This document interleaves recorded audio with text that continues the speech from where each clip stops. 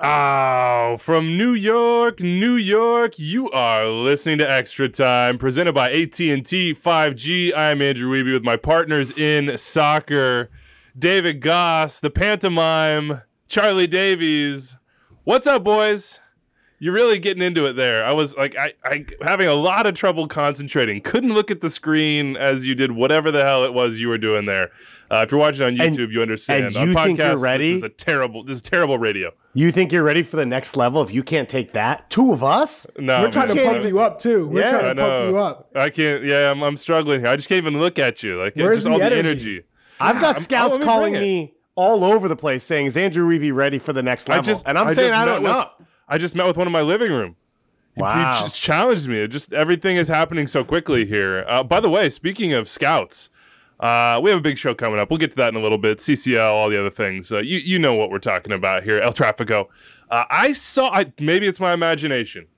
You tell me if I'm right or if I'm wrong here. Twitter Spaces, maybe it was like a dream. I saw and I heard Bobby Warshaw on MLS Today. Imagine that. Bobby Warshaw on MLS Today. Is this true or false, Dave? I can tell you this a mirage? unequivocally. It's a myth. It's a myth.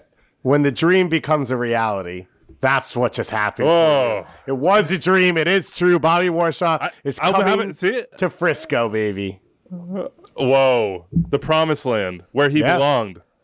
As he worded it, it felt like a dream. I didn't know. It didn't seem like reality, but he's back.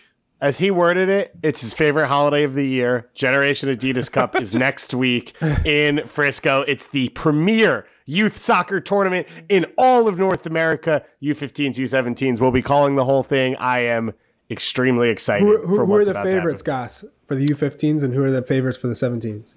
The 15s, you have LAFC, are a really good group again. The Colorado Rapids are pretty competitive. Two teams that have obviously started to sign a ton of homegrowns. RSL is really good at the 17 level. They have a 14-year-old striker, Charlie, who's already on a pro contract in Axel Kai. He won the Golden Boot last year at the U15 level, playing up. Now he's playing with the 17, so a man of your own heart. And Philly, as you'd expect. Philadelphia Union, CJ Olney, Barjong Darbo, Luke Zielinski. We're talking ballers right here. So Philly will be up there as well. Reel it off. Let's go. One thing I'll have to, just a little feedback for Bobby. You can pass it along to him if you'd like. I really need a press release next time. You know, like Jordan did the thing when he came back, and it was just a quote. It was like, "I'm back." I need that from Bobby next time. But on the other side, have you started your honey and tea regimen? Because I imagine your throat. I'm surprised you even agreed to come on this show. We start on Saturday at 9 a.m. Eastern time. We have 4 games a day, all the way from Saturday through Friday. Then we've got 3 sets of quarterfinals and semifinals on Friday and Saturday, and then the one final on Sunday. So I am loosening it up, getting all the juices flowing. But this is what I live for, man. This is what I save it for. This is my World Cup. So just so you know, after this, you're going to be getting the shadow version of me, but going into it, you're getting Vela pre-contract. Right. I thought you were going to say you're going to get me the Instagram posts on the beach. Where did Dave go? He's gone for 2 weeks. We might have to put you on a minutes limit for this podcast. Just want to make sure you're at full strength. Little Raul Ruiz-Diaz, 60 minutes will take you off. Doesn't matter the game state, TBD, how many minutes Anders lets us go on this one. Where do we watch, just to remind people, GA Cup? MLSsoccer.com and on Twitch.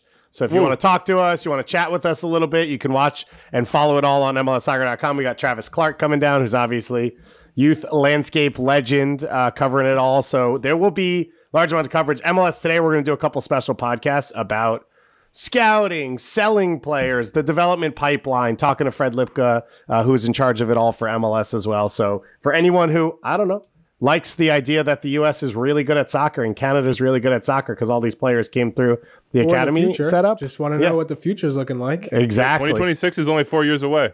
Let me give you this.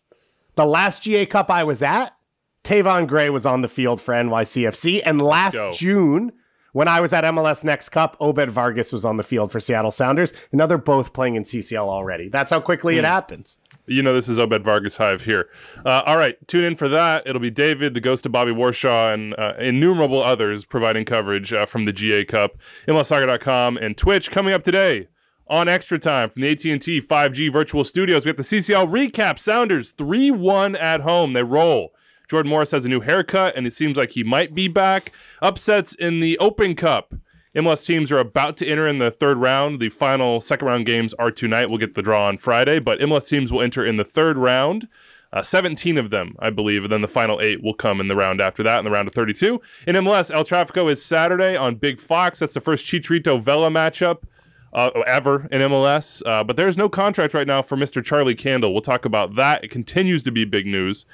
Devastating news, by the way, in Atlanta, just after we published on Thursday. Joseph Martinez under evaluation, Ozzy Alonso with a season-ending injury, I believe here. So should we be worried about Atlanta and about Joseph? And best to Ozzy. Brenner wants out of Cincinnati already. So that's interesting. We'll talk through that one. Doesn't sound like Cincy you're going to let him go. And the Revs got their Matt Turner replacement, and Charlie will give us the lowdown on what's going on in New England. And finally, in the Mailbag, Nations League draw and some World Cup look ahead. All right. Before we get into CCL, El Trafico's coming up on Saturday. The call-up was in L.A. They talked to Chicharito, Julian Araujo, Maxime Crepeau, Kellen Acosta. That is the first part of their El Trafico extravaganza.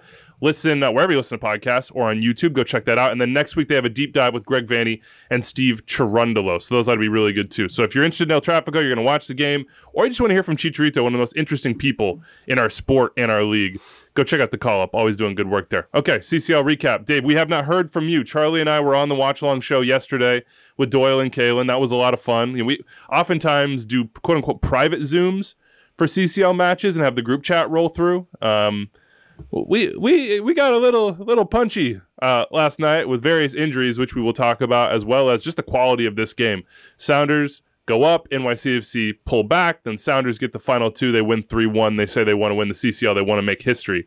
What did you make of this performance for Brian Schmetzer's team? Who stood out? What stood out? Just Seattle being Seattle, but having all their weapons out there. I mean, this is a team that I thought it looked a lot like the Leon game in leg 1, and I thought it was going to. NYCFC, they have a distinct style. They came out, I thought the first 10, 15 minutes, they possessed the ball, they played high up the field, and then you've just got Christian Roldan and Jordan Morris running through the lines. You've got Nico Ladero and everyone in that midfield, ability to thread a through ball, to be that second option, to create chances. And when you have all of these weapons on the field, you're then going to get the finishes at some point. And they had a ton of threats from set pieces. I thought Arriaga was going to get one for sure early in this game, and then felt like he did score. And then minutes later, you finally break through. And I think with this group, Rusnak doesn't have to score to be effective because he's so clean in possession, and there's so many other weapons out there he can set up. But it was obviously a big deal to see him get it, and it was a gorgeous goal. And then from the goal on, it felt like Seattle started to find their feet and were rolling a little bit more. But I came out of it thinking it should have been 5-3. Like, both these teams created a ton of opportunities. Both these teams were uber dangerous. No Maxi obviously hurt NYCFC, but not even that much. They still created chances. They were still dangerous. It still was shared amongst, it felt like, the front four, and then you had the wing backs getting into it. So this was one of the most fun games I've watched in a really long time, and it felt like the moment. It felt like two great teams playing in a big competition with high stakes. And I don't know that we always get that in the world of sports. And so I thought it was a pretty special night.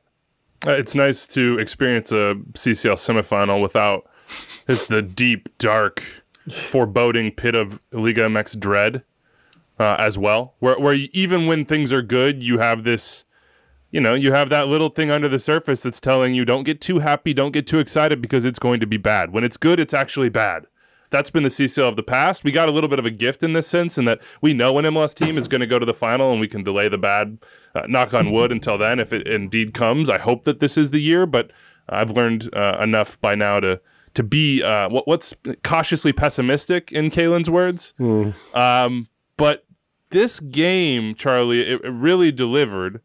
Yes, and Jordan Morris really delivered. And that, along with Rui Diaz and Ladero being back, really sort of puts all eyes on Seattle. They have the inside track. There's a possibility they could get what they want, if we can just talk about whether it is what they want, to host the second leg at home, because Pumas beat Cruz Azul. And if you want to host the second leg, you have to finish with the most points in the knockout rounds, and the best goal differential. Well, right now, Sounders on 11 points. If they go to Red Bull Arena next Wednesday, remember, Red Bull Arena, as the Sounders would like to remind you, and so would all NYCFC fans out there, or non-NYCFC fans. If they win that game, they'll host the second leg. This feels a little bit like their chance to make more history. Mm-hmm. Let's put it that way. What's at stake for the Sounders, and do you think they can get it done? Both NYCFC and then maybe be the favorites in the final, as the press in Mexico are saying right now. Well, it's massive. They'd be the first club in Major League Soccer history to play in the Club World Cup. I mean, that is there's no better promotion for the league to say, hey, the league is doing it now. They're the best. The MLS is producing the best club in North America to go out and compete versus the Champions League winners and the Asian Champions League winners and the South America winners. That is such a recognition, not only for Major League Soccer, but for the players and for the coaches and for the fans of the Seattle Sounders and for, in all honesty, the fans of Major League Soccer. It's one of those moments where we can all be proud of how far we've come as a league, and how far we've come with player development. And so I know we're not there yet. Yep, but I am saying a lot's at stake. You have the chance now to go to New York and just have you could draw. You could have a good result, a good performance. You don't have to play your best to move on to the final, and then you get a chance to host. And hosting is so important. And that's why I say, I think if they do win, they are going to be the firm favorites to go to the Club World Cup, because one, they're going to have that home game in the second leg, which is massive, because all the pressure is on that first team when you're playing at home, because you can't concede. You cannot give that road goal. And so I feel like there's a little bit of hesitation because it's the first match too. So Seattle can be a little bit more calculated when they press, they have game changers in Raul Ruiz-Diaz and as well as Jordan Morris. So not to mention Nico Ladero and Albert Rusnak now. But this is the club that I think has turned heads in Major League Soccer for a while now, and rightfully so.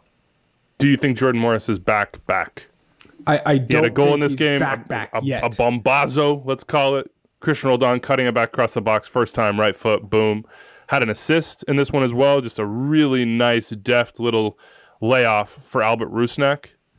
You say he's not back. He's not back. He's just back. Back. He's on his way. He's well on his way. But it takes time. It takes time. What's missing? What's missing? I'd say still we haven't seen that burst yet from him, that burst of pace. And just the confidence, being on the dribble and just running at guys, saying, you know what, I'll take you with speed for speed, foot in a foot race. I'll take anybody and push it by him and go. That's because that's when he's at his best, when he's just running at players and he's super confident. Not that he's not confident yet, but I think he's still getting there. And that just takes repetition, until deep down inside, you don't have to worry about anything, that you're back to normal and you can just focus on your playing and your recovery, and that's it. And I think that goal was huge for him because it was a well-taken goal. He smashed it. I loved everything about the finish. But I think when he's at his best, that's something that we'd see from him with consistency. You like the haircut, Dave? Not really. Just asking you that because I knew you would give 0 Fs. No, I literally said it. I said, oh, really? You got a haircut since Saturday? Yeah, it's a good haircut. It's a nice haircut. I like it. Pretty tight on the sides. Good fit. I just like anytime him and Christian Roldan link up. They did it against Minnesota. It was actually it was an own goal in the end, but the buildup was really pretty. And what's fun about this Seattle team is all these dudes have freedom to just find the game. There's a moment where Ruiz-Diaz gets played through down the left side, and Jordan's the runner down the middle as the center forward. Lodero will float wide, and Roldan will come in. Rusnak will push higher. Lodero will drop deeper. There's just so much movement across this team. But one thing you can guarantee is Christian Roldan, starting to have to say that, knows exactly where Jordan Morris is going to be. He hits blind balls across the back line. He'll play an early cross in, whatever it is. It feels like the connection those two have is special.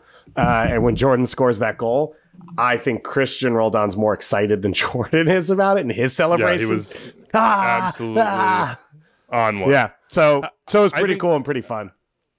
Roldan at wing is it's really fun to watch. I know there's a certain subsect of like USMNT fans that'll groan about that, but if you actually watch him, and I'm guessing most of them don't, for the Sounders, the way he exploits and understands space, and the way his brother at right back understands how his space is going to open up depending on Christian's movement and decision making, is really, really impressive. And there are a couple times in this match, whether it be, to drop, Alex rolled on again. Now I have to remember Alex down the line, plays inside to Christian, who checked back, but understands that the pass is coming. He plays him on the Rusnak goal. The ball is there to be played, and Christian sort of fakes it. And I think that unbalances NYCFC a little bit, because that's the expected ball. He turns, finds Jordan Morris, again, to your point, knows exactly where he is. And then on the Morris goal, you have to understand that Christian Roldan knows where that little space in that channel is to get him to the edge of the 18. Knows how to time the run, knows that his teammates are looking for him to try to exploit that space. That's where him checking back comes into play. He starts to check, he turns and spins, he's all by himself. Literal throw into his foot and ball across. It's also a quick throw. No one else is paying attention, which is that's him in a nutshell, is he's on when everyone else is relaxed. He sees that, he says, okay, that's my space. He wants to get there. On the cutback, he's precise. He understands where his runners are. It just works. And this is a Seattle Sounders team that now has 18 goals in 10 games, and they don't have any from Rui Diaz, Charlie. Don't tell me you knew that Ladero could throw that far.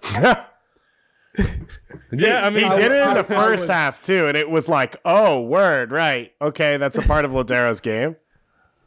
Yeah, I think I was caught off guard because I thought, oh man, he can actually chuck that thing, and Roldan runs onto it and plays that cutback ball for Morris to smash home. And I was thinking, oh man, that's an added weapon that you're not thinking about. All right, watch the long throw, Nico. Watch the long throw. Yeah. What do you think? What did you think of Rui Diaz? Because we sort of buried this lead, which is that Ladero and Rui Diaz started for the first time together. We saw Ladero start at the weekend and get, I think, 45 it was against Minnesota, and then Rui Diaz kind of flopped it and got 45 in the second half. They won in Minnesota. Now both start. And both played more than 70 minutes each. I think Rui Diaz went 80 plus.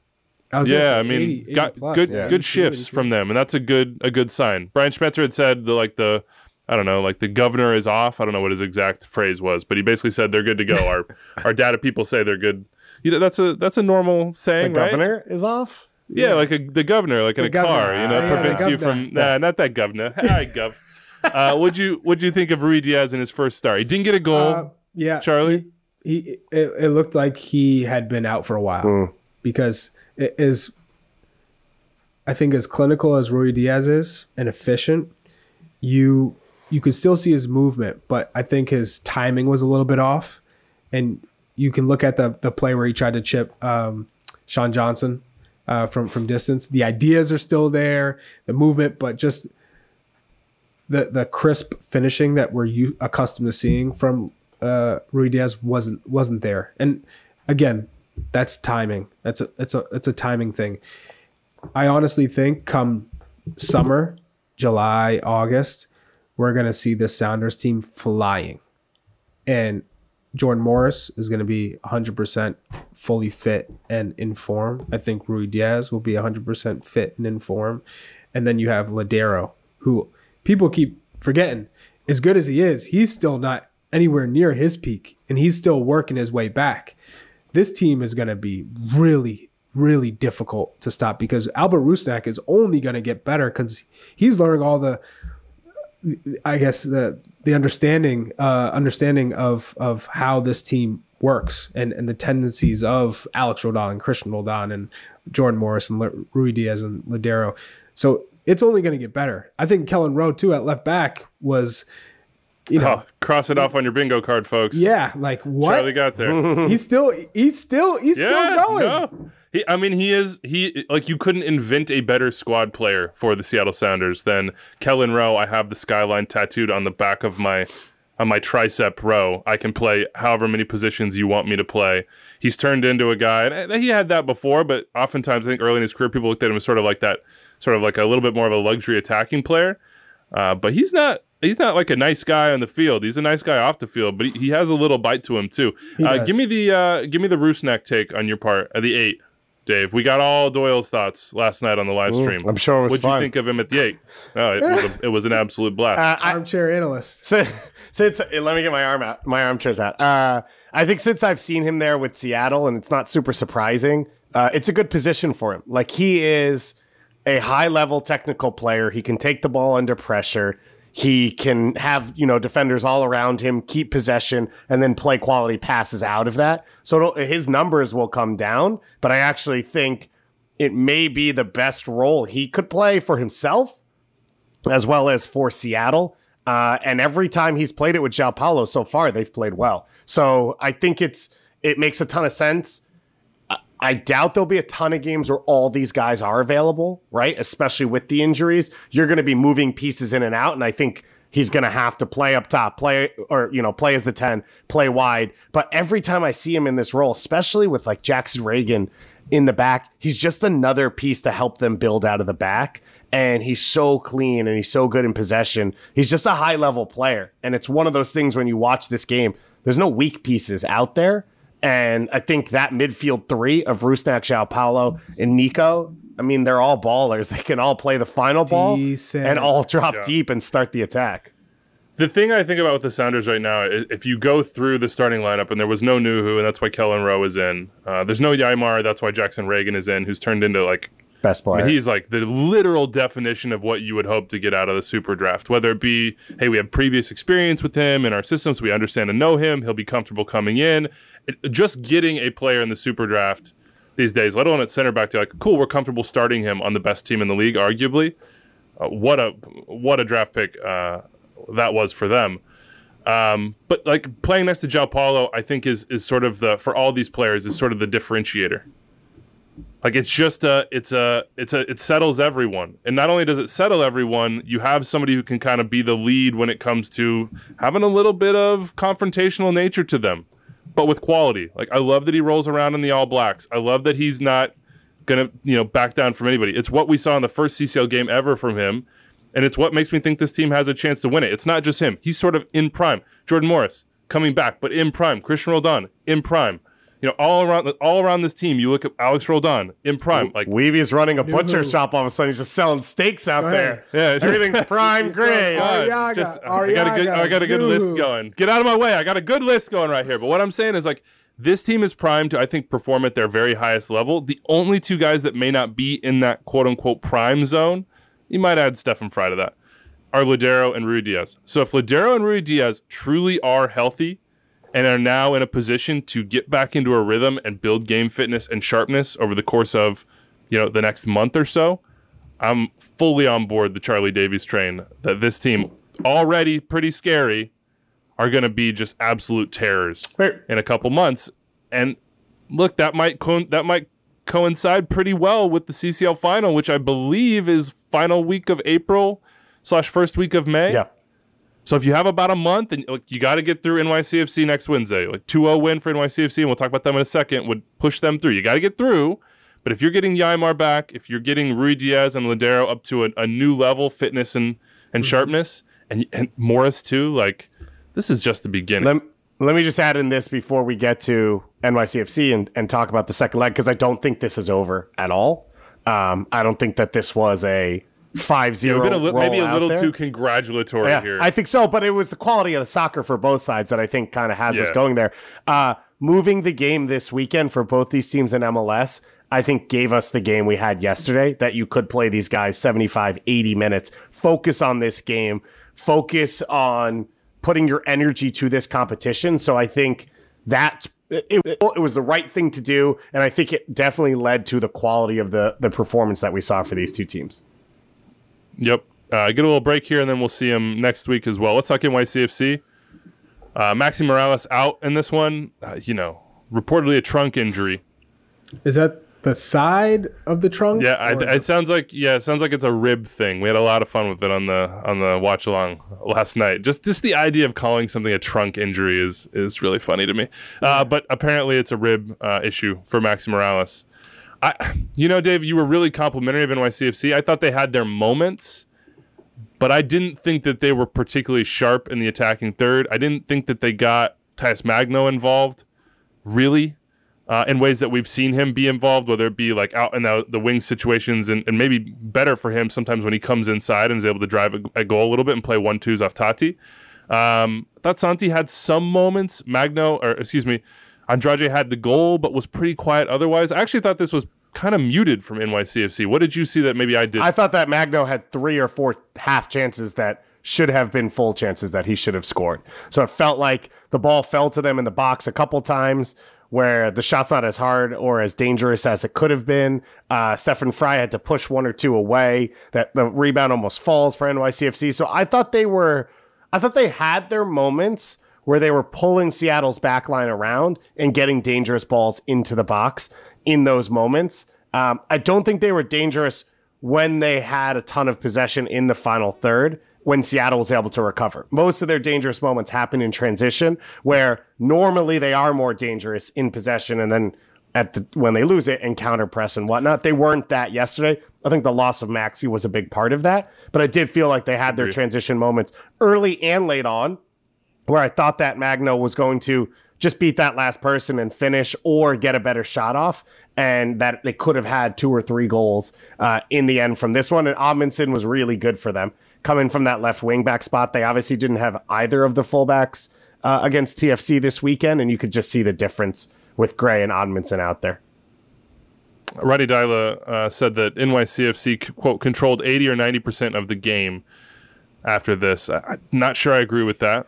I don't agree with that, actually. No, Sounders win the XG battle. Sounders have the possession. I thought Sounders sort of dictated where the game was played and how. They were certainly the team that had a better idea of how to go about creating goal-scoring opportunities and just putting their opponent under pressure. What would you do if you're Ronny Deila now at Rebel Arena, Charlie? You're aggressive. You have to bring the lines higher up the field. You have to put more pressure on Seattle. I think the press has to be more aggressive. And then you got to play to Tati Castellanos in the final third. You have to play through him. It felt like Tati was checking back too often. And so when he checks in, you have no number 9. It's not like Eber's playing there too, so you have a dependable number 9 there.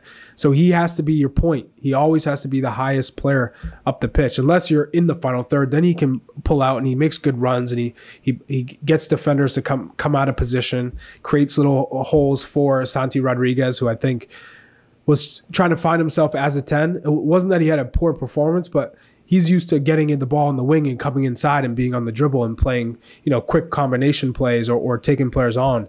So they have a lot of weapons. You can't count them out. That's for sure. They're a very talented team, and I think it was a reserved kind of performance from them. I expect them to go all guns forward for the home match. And I also add that the right back, Tavon Gray, is very good defensively. But when it comes to the attacking phase of the game, and especially when the field's big, like it was in Seattle, he tends to shy away. And I don't think he trusts his delivery. Because there was a time where there was a free kick and he was like, I don't want to take it. And it was halftime and they blew the whistle. Because he didn't believe that he could play in that ball that needed to give your team a chance. So I think when Anton Tinnerholm eventually gets back, that's going to be a welcomed option for New York City FC, because they've been missing that attacking right back. Even though Tavon Gray has done well since he's been in, he just doesn't have the same quality in the attacking third. It's a good reminder for folks when they watch this game and think, oh my God, the Sounders, look at them. But like, okay, Anton Tinnerholm been out long term, but more specifically for me in this game, first, it's Maxi. We talked about the spine the NYCFC has built. That's the spine that's gotten them the most points in MLS over the last, I don't even remember at this point. We've repeated it so many times, like 5 or 6 years. Whatever it is, you understand the concept. But then you look at center back, Dave. Thiago Martins has not exactly... Like we were joking about the David Goss theorem with him last night. It's not like he's coming for Maxime Chanot next to I didn't watch the show last night, but you said that, and Charlie took a big sip, and it feels like I got thrown under a bus by Charlie Davies. You didn't. We were just trying to figure out how the David Goss theorem might apply. Like if Thiago Martins plays better, let's say, he has not played particularly well so far for NYCFC. If he starts to play better, like when can the David Goss theorem be in effect? If it's in like 6 months, is that the David Goss theorem? Or do we have to wait till next year? Are we going You'd probably wait till next season with him. We had Roberto Abramovich on MLS Today yesterday. Plug if you want to listen to it. Good MLS plug. Today, podcast, Spotify, live every day, 11 a.m. Eastern time on Twitter Spaces. We had him on yesterday. He calls the games on the radio in Spanish for NYCFC. And he said he talked to Thiago Martins, and Martins said it's faster, stronger, and more technical here than it was in Japan. Like he's trying to get up to speed on every level. And so it felt like the right setting to bring him into because you do have a team that has a ton of pieces that are established, except Tavon Gray's been hurt all year. Anton Tinnerholm's not there. James Sands has now left. Keaton Parks, while back in this game, has not been 90 minutes fit. So here's the number. Let me just give it to you. NYCFC played 10 matches so far, 8 different backline defensive midfielder combinations, and as everyone knows, they've been literally around seemingly the hemisphere. So it's been tough for him, and I think you're seeing it in every phase.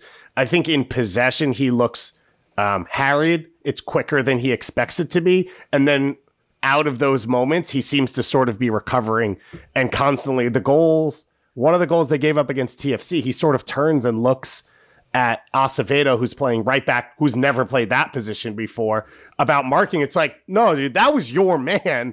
You just don't know what's on your back shoulder and you don't have communication right now with your teammates. And so I think it's been a struggle for him. And I think that was the expectation, was like, Chanel is not done. Right? They brought him in now to be ready to be that replacement, but not to do it today. And while he is a DP and he should be able to step in, and Jackson Reagan on the flip side, right? Yaimar was my defensive player of the year last year. He's missing. Reagan steps in and is able to carry a high level, but Reagan's coming into a more stable situation than what NYCFC has been able to put together for Martins. And so he's struggling. At the same time, and Charlie said, Jordan, maybe you don't see the full burst. He was 1v1 with Jordan Morris down the left side, and he shouldered Morris off and had that ball run out. And I thought he was going to get toasted in that play. That was 60 minutes in, right? So I think you see him figuring it out as games go along, figuring out opponents as games go along, and now he gets to face the same team twice in a week, which maybe makes things a little easier for him. Wednesday, Red Bull Arena. 3-1 advantage right now for the Seattle Sounders, but that one away goal for NYCFC. Ronny Deila said it. We all know it. You just got to look at the chart here. A 2-0 win would send NYCFC through. And love your breakdown, Goss. Well done. That was nice. I got a question for both of you. If you had the choice, which team would you rather face? Cruz Azul or Pumas? I think Or does it depend on the club? It depends a little on the club, but either way, I would say Pumas. Cruz Azul are a deeper team. I think they have a more experienced back line and then good young pieces in the attack and a little bit more of a pedigree at this level. Like they've won a championship more recently with this coach and these guys on this team, where Pumas is sort of like a we don't know any better, we'll throw everything out there team, which probably fits NYC better than Seattle, but I think for both teams, you'd rather play Pumas. I just wish that Estadio Azul was still rocking and rolling, so that if we do, in fact, find a way to get to, whether it be Mexico or Seattle or New York City for the second leg of the final, we get to experience that. That's the plan right now. We're going to try to be at the final. We'll see what happens on that front. Hopefully the second leg, hopefully for a possible chance at history for an MLS team. Will depend on the next game to see who's there, and then leg one, wherever it is, to see what happens in the final. But the quest continues. Guard yourself. Gird thy loins. It's CCL. Things happen. Painful things. Hopefully this year won't be one of those years. All right, let's talk U.S. Open. Before we get moving here, another wonderful tournament that is back finally in full force. So we're in the middle of round 2 right now. Round 3 is when MLS teams will enter, as I said, or in the intro there. Friday is when the draw for that will be. You'll have 17 MLS teams come in at that point, and they will have to face a lower division club. So you will not see them matched up against other MLS teams, which is the way this tournament should be. Some big results to note this week so far. We do have some games tonight as well that I haven't talked through. But the only MLS Next Pro team in the competition, I believe, is St. Louis City SC2. They won 2-0, knocked off USL Championship side Indy 11 at Ui Pui in Indianapolis. Ezra Armstrong, you'll recognize that last name. Is that how you pronounce that? I thought it was IUPUI. Yeah, but you say okay, I didn't. Right? I have I think never so. heard that before. I'm not a big Indiana guy.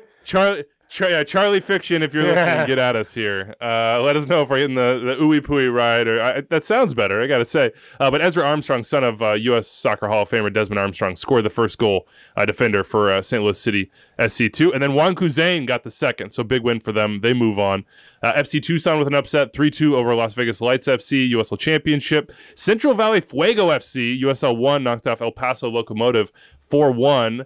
Viljan Bijev with 2 goals. You know him from Sacramento and Oklahoma City in the past. Never walk alone. Liverpool guy. Yeah. That's for you, Charlie. Yeah, I did that early for you. days Liverpool. Oh, yeah, for sure.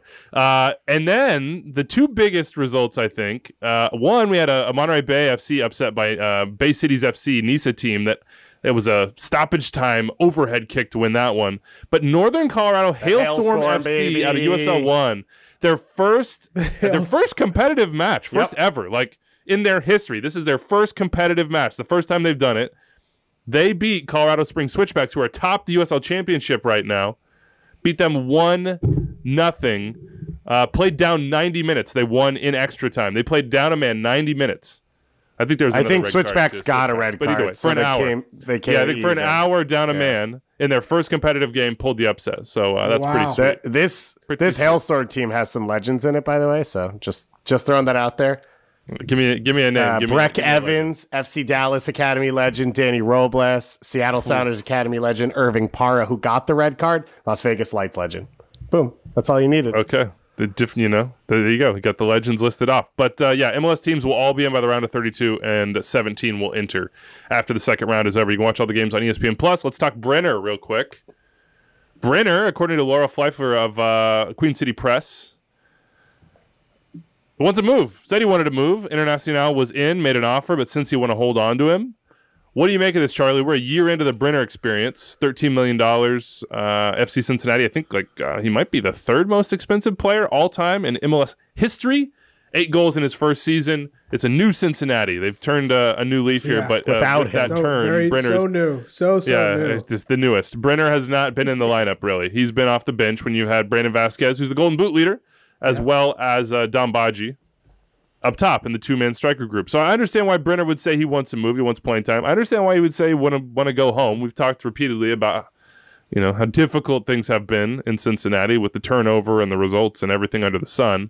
Yeah. What do you make of this this little news nugget?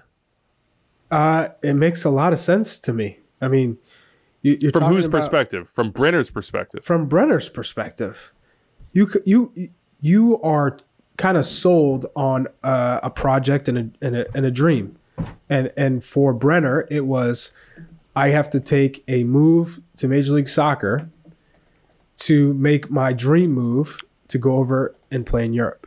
And so I will continue to develop here at Cincinnati with a brand new stadium and this amazing project. And it's been everything but that. It's been a disaster. So for any foreigner to come into a new team. Has it been a complete disaster? Yeah. You gonna tell me it hasn't been? Nah, I don't. I'm just trying to figure out on the scale of disaster. I don't know if this is Cincinnati is a disaster. Okay, Cincinnati is that undoubtedly they have been a disaster. It feels like they're recovering from the earthquake, but there's some aftershocks coming through as well.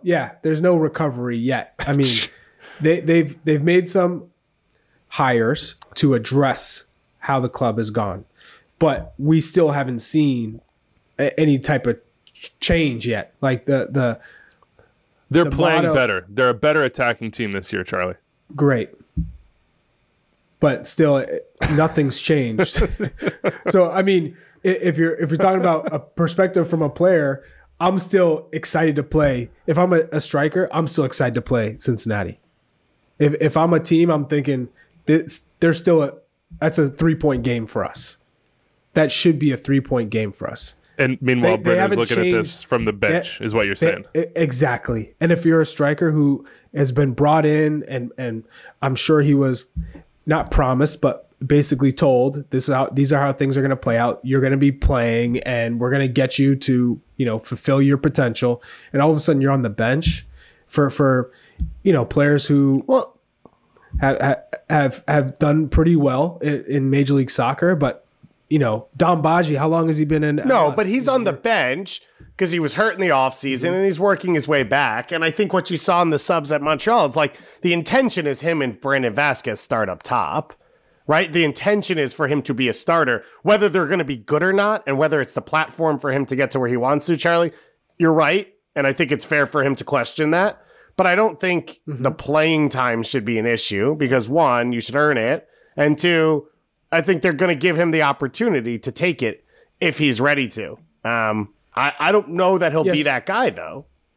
You can't guarantee that. I would say yes. Playing time should always be earned.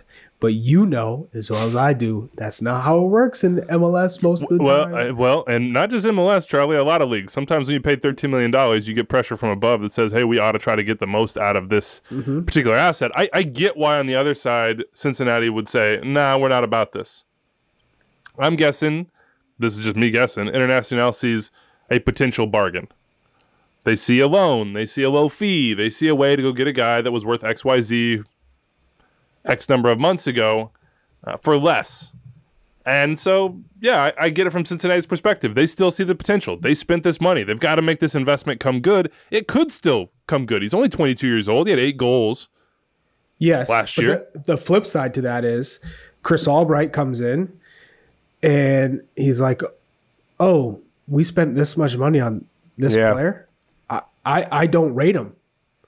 Yeah, and so from the Cincinnati's perspective, they could say there might be all this hype around Brenner, but we don't see it, and we didn't spend that money to bring him here, so we're not responsible. I get you made this investment, but if you want to win and if you trust in me to guide this team to where they want to be, then I'm not playing him because he doesn't deserve the question. The question with that, and I agree with you, Charlie, is what is the number that Internacional is offering them, and then what can they do with that? Because if you can't do much with it, or you're not going to be allowed to use the money again because DPs you don't need to have them; they're not guaranteed. Also, remember you have to recoup acquisition costs. Then they might be better off with him on the roster. The one thing I'll say, just from an MLS point of view, and I think it's something that we should be talking about because I think teams should be pressured on a little bit, is there are value now that you're in the market where you're buying young players that other people care about. There's value to these players if they play well for you or not. And so teams should be careful with the way they spend that money, and everything should be, you want to dot all the I's and cross all the T's. But then if it doesn't work, like Barco or Pochettino or potentially what Brenner is, other people in the world will buy these players at a high number for a high value because it's not indicative completely of their careers. And I think it should be something where MLS teams, you want to be careful, but also you got to make moves. And if it doesn't always work out, there is now lateral movement that you can make to get off those contracts and bring other players in that I don't think existed when MLS was spending money on, for example, a Tornston Frings and a Danny Kuvermans. I don't know why I went straight TFC. Yeah, you're right about that. But no one else was going to buy them. They had value to an MLS team that they didn't have to other teams. So basically, you're saying PT Martinez, basically, right? They made money off PT. You made money. It was ridiculous, but that's what happens when you buy a South American Player of the Year. I would also just like to add that just from what would I like to see in these situations, and maybe that's why I'm sitting here saying, hey, let's give Brenner the opportunity. He has the talent. What could he do next to Vasquez? They're going to improve. They're going to get better. Pat Noonan will drive them forward, and they only had one way to go. Is that there are a lot of young foreign players brought into the league that there are some that thrive, and this is any league, obviously, but there are some that thrive, but we still have a large number, whether it be, the environment they're in, the scouting, whatever it is, that don't reach the potential that the price tag indicated. Mm-hmm. And that's something for MLS teams to look in the mirror and say, okay, we're the ones that made this decision. It might not have been Noonan and whatever, and they changed their soccer structure in Cincinnati, so they obviously understand that they did some things wrong. What can we do better to integrate young players quickly and effectively and not just be like, well, they're going to hold value because other people care about them? We need our teams to figure out how to grow that value. How to grow the demand, how to get first team impact from those players. We have shown it on the homegrown side, and maybe that has something to do with the David Goss theorem of like it takes time for players outside the league, outside the culture to come in and settle. Well, it depends. The MLS team's got to figure out how to make that process go faster and how to make better decisions in signing players. That's $13 million. Like, if Brenner's not that guy, you got to go back in your process and be like, but what did we do wrong so that next time... They fired all the people who made that signing. I guess that was true. them reassessing it. Yeah, that's fair. Yeah, that's fair. Yeah, they did everything wrong. I'm saying universally to the whole league. The only because thing there's a Rodney Redis in Austin. There's a like fill in the blank. You can go find. It is also part of signing unproven players, right? You're not signing on track record. You're signing on potential. It's not always going to hit. But I do agree with you that enough is not being done to make sure that these players come into a proper environment and can be effective. At the same time, Facundo Torres looks good. Diego Rossi hit immediately. Patrick Klamala's been the highest XG whatever. Tati, there are also examples on the other side of all of this. That's fair. That's fair. And I just want better. I just want even 10% better would make the league better. Well, what ends up happening is scouts go down, they see an attractive player, they're like, oh, this player can do X, Y, Z. We got to get him, and everyone wants him, so we gotta win this bid. And they sign them, but they don't fit how the head coach is playing. They don't fit the system. And so therefore, you're trying to force a player into the system that doesn't fit. How do you expect them to take off? Yeah, I mean, honestly, if you're looking back at the situation for Cincy, I know they want to be ambitious. I applaud their ambition. It is awesome to see that ownership group go build a new stadium, go build a new facility for training, go spend this amount of money on players, etc. But then that comes back to decision making on your front office. Like, you gave the foxes the keys to the kitchen, the chicken coop. You know what I mean? And then you had to fire the dudes. Like, I don't know. Hopefully more get right. Hopefully Brenner gets right. I want to see him succeed in this league. Let's go to the weekend. Saturday, not the first national TV game, but you're going to groan as you hear me say this. The biggest. El Trafico, 7:30 p.m. Eastern. Galaxy hosting LAFC. Fox Deportes. We're going to get Chicharito and Vela this time around. But Chicharito, look, Javier Hernandez is saying, quote, it's not Chicharito versus Carlos Vela. It's LA Galaxy versus LAFC. He's a top player. I'm a top player. But we have to be respectful of all these other scrubs. I added of all these other scrubs. I'm just kidding. But it is a big deal that these two are finally coming together. Carlos Vela has been an absolute menace against the Galaxy. He has 10 goals all time. I think that's in 8 games. So decent record. And Chicharito, we know when he's on the field for the Galaxy, he changes things. What are the vibes going into this El Trafico?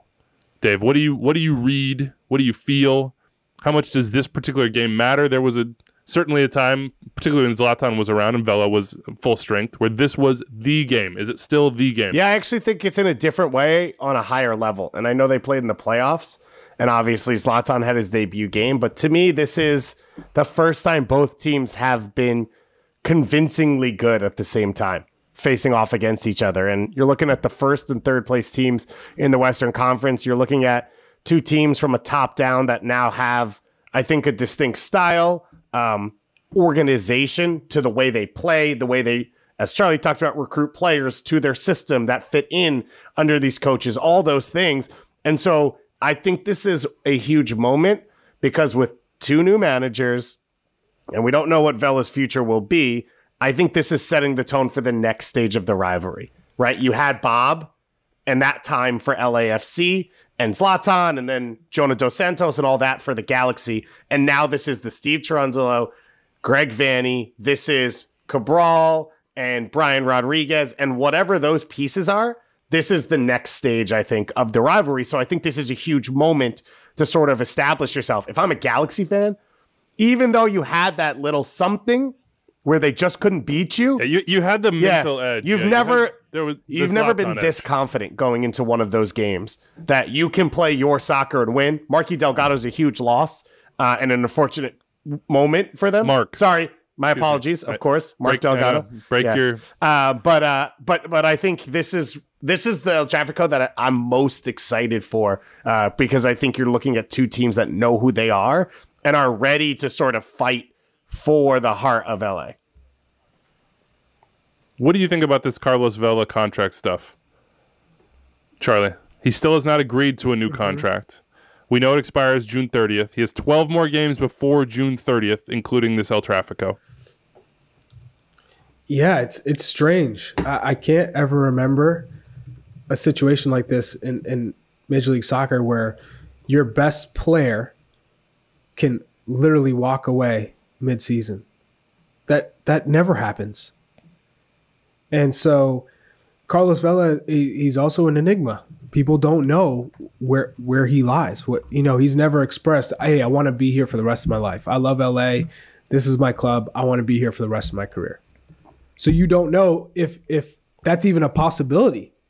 If he said, hey, Coach Chicharito came in here, he's changed the game, he's changed the environment, he's kind of given me that feeling of enjoying the game again.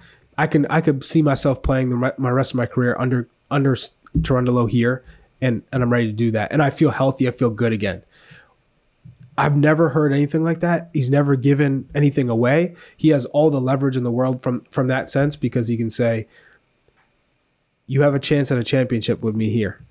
If I leave mid-season and they don't have two players, per se, to come in the summer, DPs, already lined up, that LAFC are going to be in some trouble, because it goes from competing for a top spot seed in playoffs to actually being a contender when you have Carlos Vela on the team. So I think from LAFC's perspective and Steve Chicharoto's perspective, we just have to play our absolute best for these next 12 games. And hopefully that's enough. That's enough to convince him that I want him to be a part of this project. He's massive. I see him being a key piece for this club, and that we're going to respect him and his family and treat them well. That's what you can hope for. Is there the way you're laying that out is that LAFC are on a side where they just got to get Carlos back? I don't think I agree. But at what number, and as I was going to say, and how many years? Doyle had it in his mailbag. He said he doesn't think, for the best of LAFC in the future, he doesn't think that that's a move they should make. I mean, I think if you want to win a championship, you keep him. And I'm not saying you give him a 5-year deal. I've seen a number of contracts where it's 2 years, maybe it's 1 plus 1 plus, it's whatever it is. I think you have to see what he can do for the rest of this year. Maybe it's just an extension to the end of the year, and then you make that final decision. But I just feel like it would be just such an awkward ending. It would be. Yeah. Carlos Vela's time. It would be. It also, I think it would fall on LAFC. I think it would fall on Vela as well, that he said he wants to win things and then would leave in June when they're in first place. And I understand he's got to look out for his career and his life and his family, and this will probably be his last contract. So do you really want to sign an extension with no guarantee after that? What if he gets hurt? Okay, but you said you wanted to win things. The team's in first place. They're doing well. Is that really the moment you're going to leave? I think for LAFC, the key is you can't mortgage your future on Vela just because of his availability over the last few years. It feels like they will have an open DP spot because Rossi is probably headed to Europe full-time and not coming back. And so if you can make it a 1.5-year deal, right, get him to the end of this year and then have him again for next year with that guarantee, which would take him to 34, I think, or 35 years old. That sounds like I think that's fair. Yeah, because you can then get out of it if something happens. LAFC doesn't give their entire future to a guy who's in his mid-30s. They also can make another big-time signing with that DP spot. Robert Lewandowski, free agent, anyone?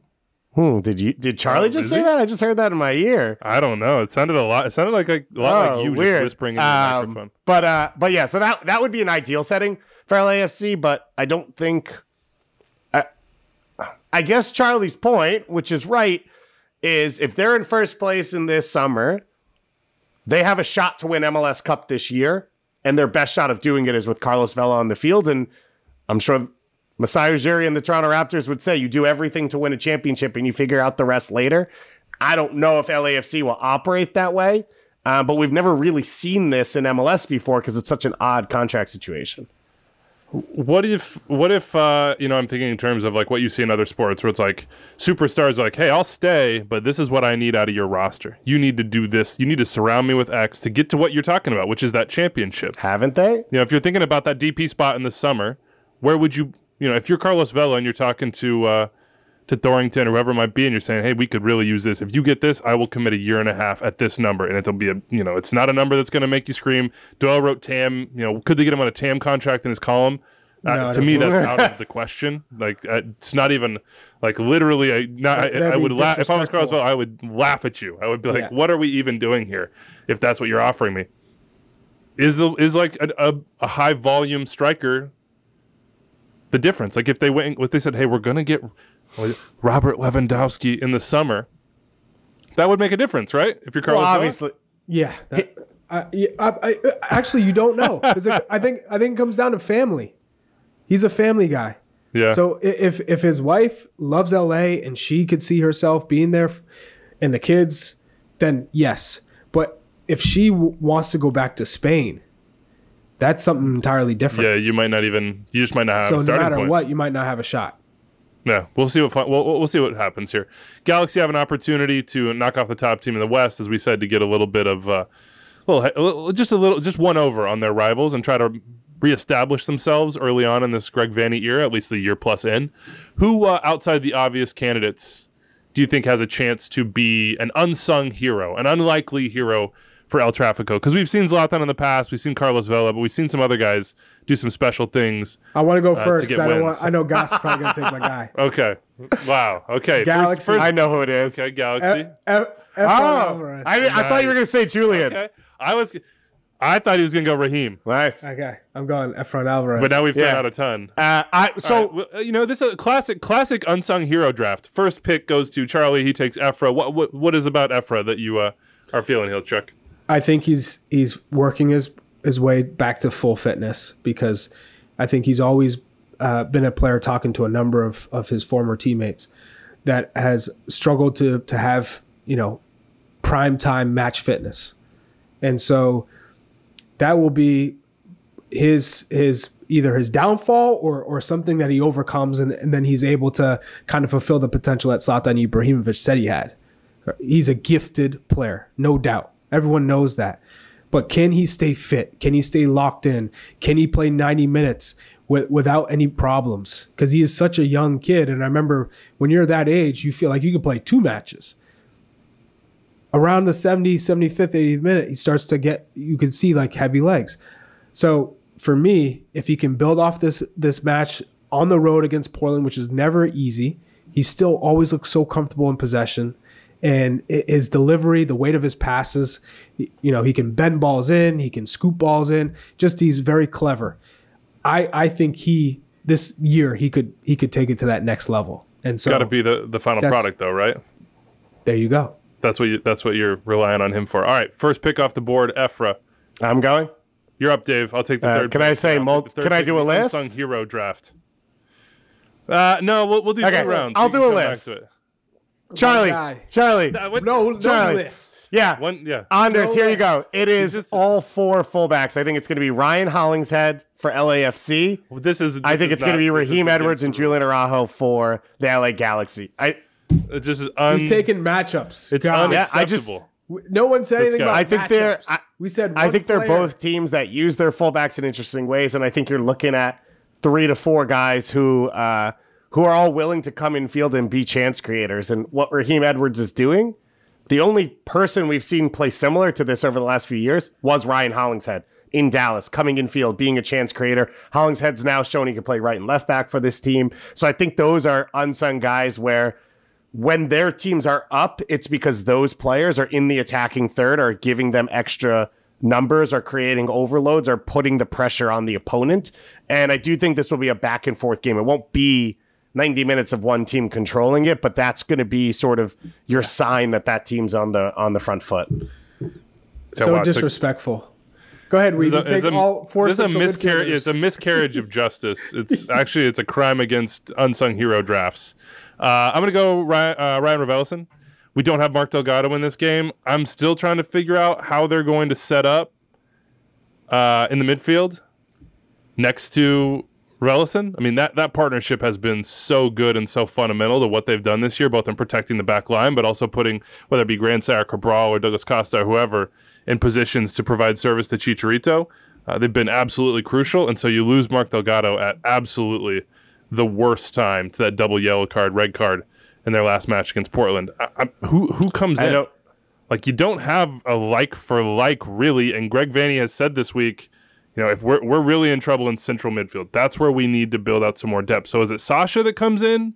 He's more been a bench impact player recently. Is it, I don't know, is it Daniel Aguirre? Is it Perez? Like, I think it's Sasha Kleshin, just because you know what you're going to get from him. Consistency. Well, there's an unsung hero. If I was Dave, I'd take 2 right there. Well, I mean, how about on the LAFC side? We took Hollingshead, who I think actually Hollingshead is probably the rightful number 1 overall pick in this draft. Mamadou Fall, baby. Yeah. Is he even unsung at this point? I don't even know if he's unsung. I think. Yeah. I mean, you outside these do Brian walls, Rodriguez, right? So, like, that's an unsung hero on that squad. I'm going to throw out Opoku. I think Opoku as like a late game sort of, hey, try to match my intensity, try to match my directness for Steve Cherundolo. He's been really effective so far, both starting and off the bench, but I would throw out Opoku. I think he has a good chance to make an impact in this one. There's a lot of players. I mean, you go through. I mean, Tajuri Shradi's a guy we haven't talked about a ton. Had an impact in this last game. Ilie scores a banger. This should be a good one. Really fun. Fox, 7:30 p.m. Eastern, Saturday. El Trafico, the first of the season, the first with both Carlos Vela as well as Chicharito. Go check out the call-up. They talked to Chicharito, so tune into that one. Let's keep it rolling here on Saturday. Orlando, Chicago, Univision Turien, Twitter in English. Chicago, statistically the best defense in the league. Say it out loud. Say it proud. Hasn't been that way. Hasn't been that way in a long time. They even did it without Shihus last game, which is rather incredible. Any big notes? Anything you're watching from this game other than the lineups to see if Shaqiri's in, because he had to leave early, I believe the 19th minute last weekend? Yeah, I would say whether Shaqiri is back or not with Shihus, then it's a question mark of where Pineda plays.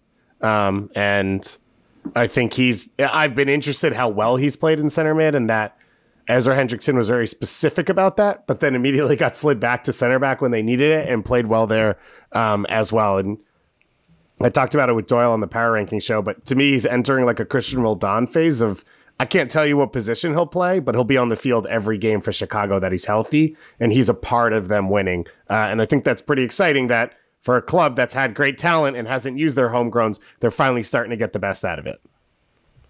Big question mark, though, for Chicago. I mean, look, we've talked about the defense. We can praise them for that. They have not yet figured out how to consistently create scoring. And I don't think they will until Torres gets there. So I'm kind of like... Yeah, without Shaqiri in, it's like, who's going to be the guy? Like, if you want to win, you got to score goals.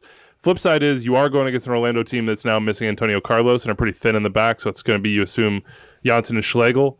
But anytime you get a chance to watch Facundo Torres, I've liked Ricky so far. I think he's looked good, maybe not as goal dangerous as you want him to be, but in terms of like setting up the players around him and understanding how to like use his body for drop-offs, for, to hold the ball up and flip it in behind on the wings, he's been really good. So 1 p.m. Eastern time, Orlando, Chicago.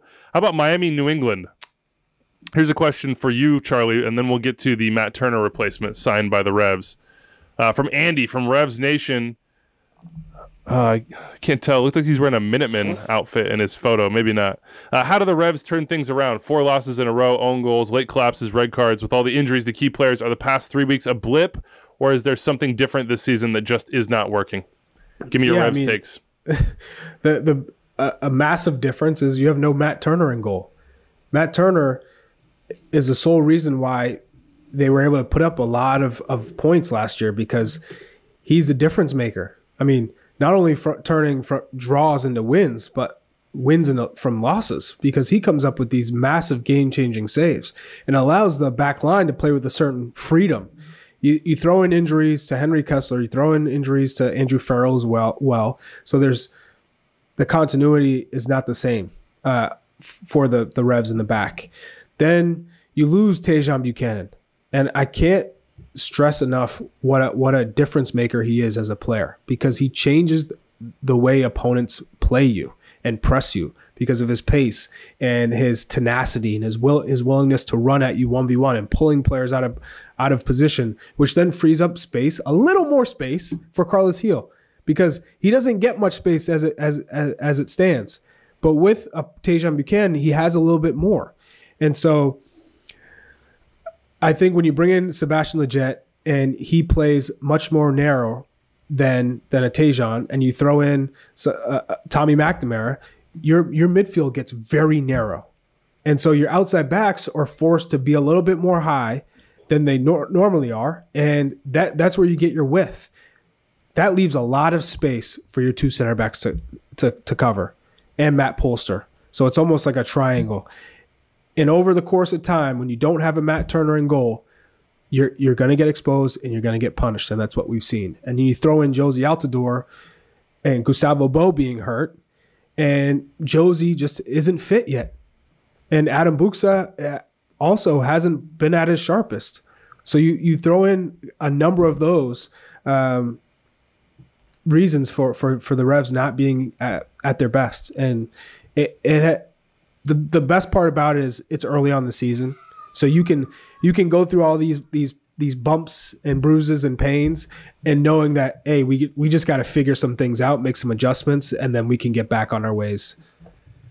Generally, at least for now, going to Miami is a good way. Here's your get back to your here's best. your quote. I think Franco Panizo tweeted it out that the goalkeeper Nick's marksman's quote about the team was, quote, "It is a S-word feeling at the moment." So that's the internal temperature. From the outside looking in, it definitely looks S-word feeling right now for them. Speaking of Matt Turner, though, let's talk about the replacement. 22-year-old Serbian Georgi Petrovic comes in from FC Kukariki. Oh, come on, Weeby. You weren't ready for this.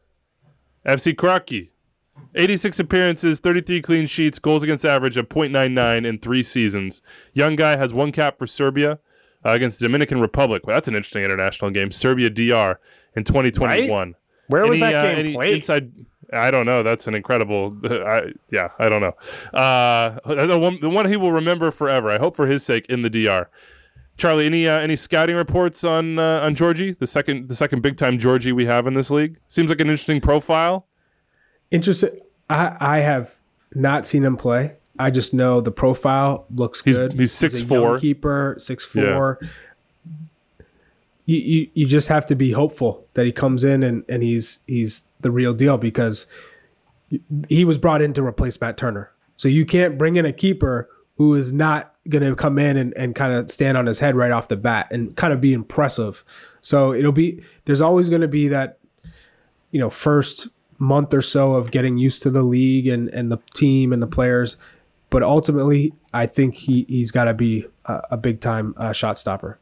I feel like there's another MLSer that came from this club.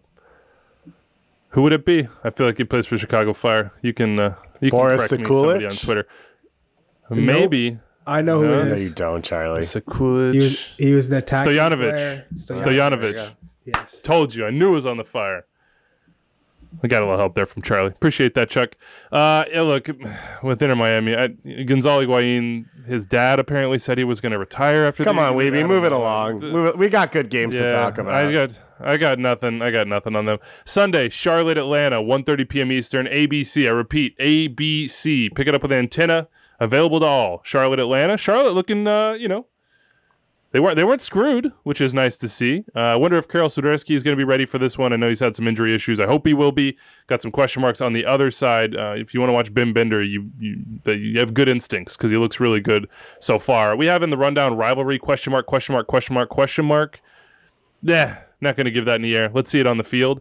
I will give some air, though, to Ozzy. One, bad news on his ACL. He's out. And then Joseph, knee evaluation, quote unquote. This is not good news, Dave. This is not what Atlanta wants to hear.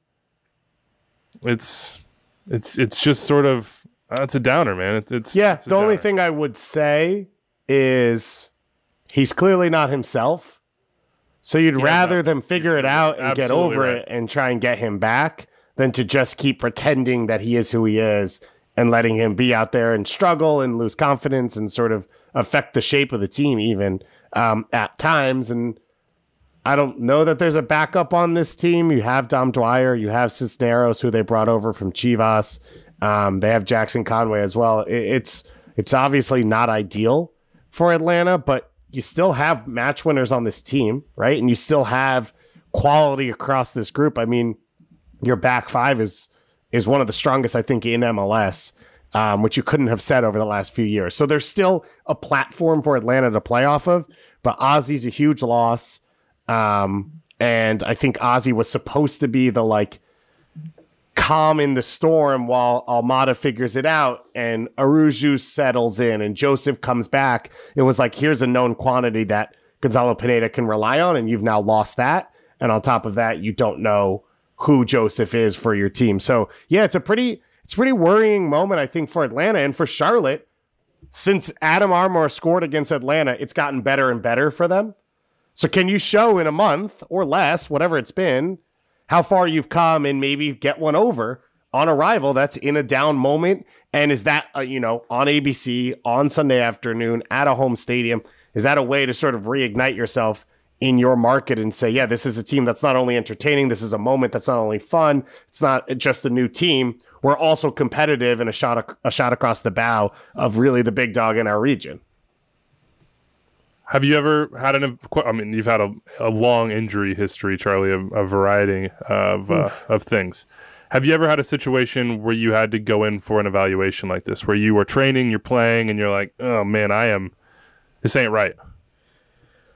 Yeah. I felt like that the first 16 months after my injury in the car accident. So it felt like, it was my elbow, then it was my concussion that I had from the brain bleed that I suffered, my right femur, the leg strength in my right leg.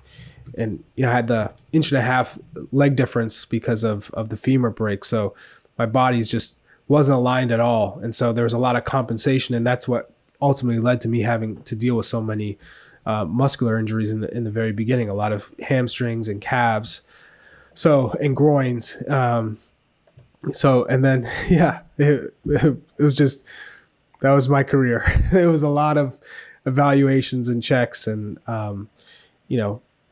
you felt really good in one moment and really down in another, and just trying to stay level-headed through it all. I'm sure Joseph's going through some of that right now as well. I'm just saying, man, what can I get back to what I was? Is that coming? Is my body going to get right? We'll see what Gonzalo Pineda does in this game. The sub was Jackson Conway, by the way, in the match against DC, and of course Marcelino Moreno with the goal later on. Thiago Almada, one to watch in this one. Should be a fun game. I'm hoping Karol Swiderski's on the field. That makes Charlotte fun, no doubt about it. Last national TV game of the weekend, Austin, Minnesota, FS1, Fox Deportes, 7:30 p.m. Eastern. You got Sebastian Driussi, Emmanuel Reynoso, possible MVP candidates going head-to-head in this one. Minnesota below the playoff line. Haven't talked a ton about them this year. Any takes other than, at least on my part, I still am just sort of waiting for them to. I don't think that they are getting the best out of Reynoso. Well, I don't think they're getting the best out of the attacking talent that they have, which is very good. Fragapane, Load, whoever they choose to go up top. Or Hassani Dotson. I mean, you can go down the list. Dotson got to meg someone last week, so I think he was happy about that. I would say what was frustrating to me against Seattle in this game, and Seattle were really good, was when Minnesota was in the attacking third, there's only ever one run. People aren't recycling runs. There's not second and third runs to, after defense has shifted, pull things out. And I think that was what was tough about that performance, is like, yeah, when they play out of the back or win the ball back in transition, you hit Reynoso, you try and get him to beat someone, and then you get out on the run. After that moment, there doesn't seem to be a lot of cohesive ideas of what's next. And that's where you see NYCFC, Seattle starting to create chance after chance, is those second and third runs, recycling runs, moving defenders a second time, a third time, and continuing to push at it. It does really fall on, how's Reynoso going to pick this defense apart by himself? And that's, as you said, not getting the best out of a ton of talent on this team. And there aren't a ton of new pieces to it because Amarillo had been there, but you're hoping as the season goes along that gets better. All right, let's hit our ESPN Plus games of the week, and we'll get into the mailbag. Get out of here. I'll get us started. I wanted to take Philly Columbus, and I got something for you on that in a second, Dave. I'll take New York Montreal, 4 p.m. Eastern on Saturday. I thought Alistair Johnson had some interesting quotes this week that I saw out there about people ask him, hey, you guys scored a lot of goals, but you don't have a Vela, you don't have a Chicharito. The El Trafico narrative just seeping into the water there for Montreal. He said, hold on, we have Georgie, who I think is going to be an MVP candidate, a very real one at the end of this year. That's not going out on a limb, I don't think. Georgie Mihailovic is that good right now. Montreal had a slow start to the season. You can blame it on CCL. You can blame it on injuries. They had issues with both. But this is an opportunity at a good New York team to make a little bit of a statement here and see what they can do. So that's my ESPN Plus game of the week. Dave, I gave yours away. Union Columbus, 6 p.m. Eastern on Saturday. It's the best team in MLS, in the Philadelphia Union. They're sitting in first place, but they've been there all season. Now, obviously, they don't have to deal with CCL this year, so it changes it a little bit. And I think Seattle and NYCFC would be teams in that convo if they weren't dealing with CCL, but that doesn't take away anything from Philly. They know who they are. Gazdag, Goss Theorem, great year. Had him in my Golden Boot draft as well. Loving everything I'm seeing from him. Does Julian Carranza get Goss Theorem? Potentially second year in the league, third year in the league. Third year, yeah, COVID shifted things and sort of threw things off as well. They don't really count. By the way, Jim Curtin says in this press this morning that we've been waiting for the Ura Carranza pairing. Quote, we're going to see it this game. Nice. It's time. It is time. So it's exciting. And for those guys, what better team can you come into a team that has already established 8 guys behind you who have played together, won together, all of them are arguably the top 5 at their position in this league. So it's a really good platform for them to come off of. And on the flip side for Columbus, it's sort of been up and down over the course of this season. And Artur has helped a ton with their ability to press and create chances that way. But they're still a team that needs to create chances dominating possession. And they need a center forward to be a part of that. And they're still trying to figure out who that is. You think it's Brenner, Charlie? You think they pick up Brenner? No. That's good. No, that's a great shout for that match. Davies.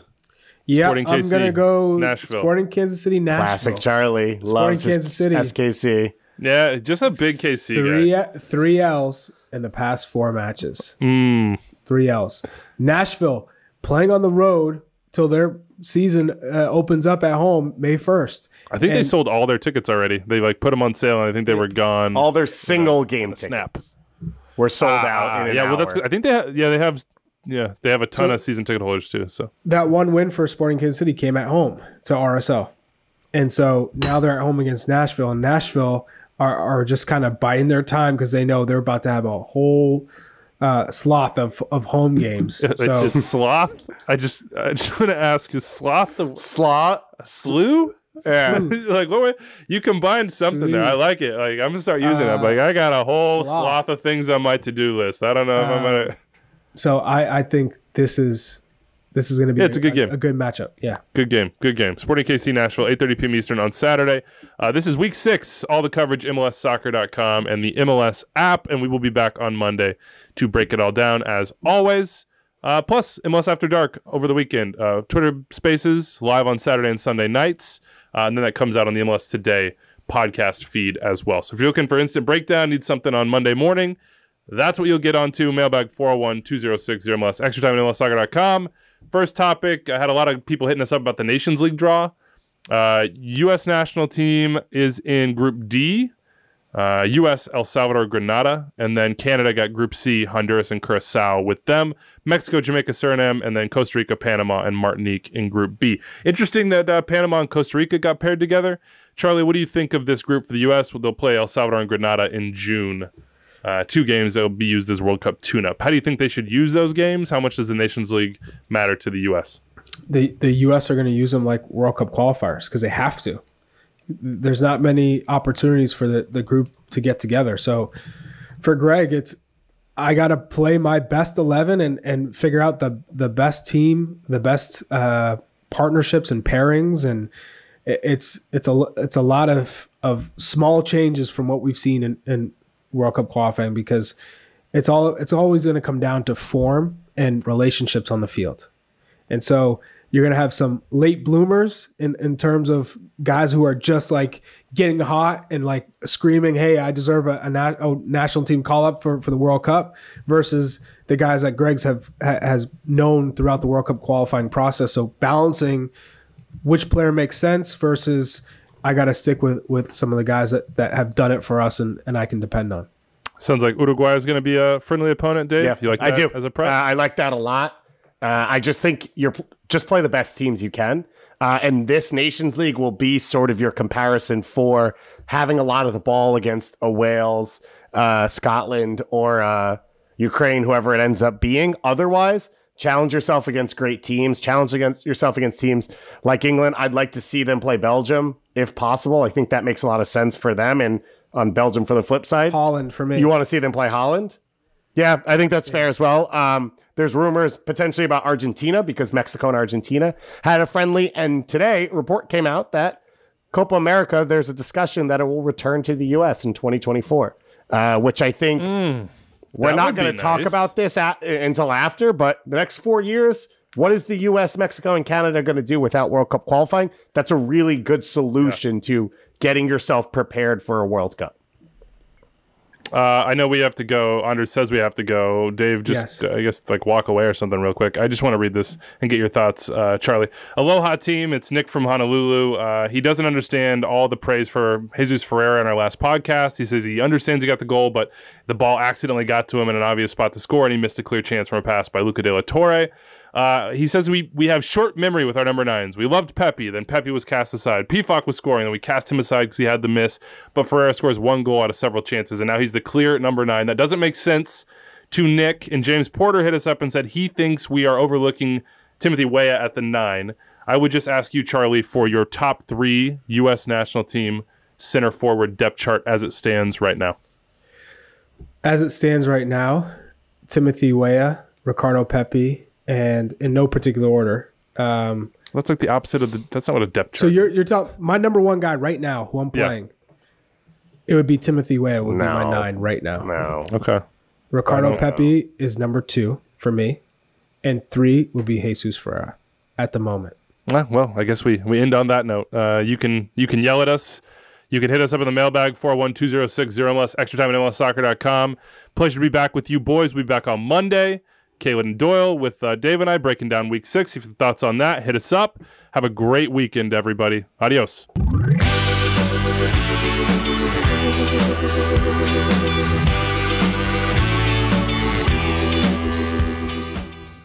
Congratulations, you made it through more than an hour of extra time. That means you love the show, and if you love the show, you probably want more episodes. Click right here for more episodes of Extra Time, and here to subscribe to the MLS YouTube channel. Thanks for following along.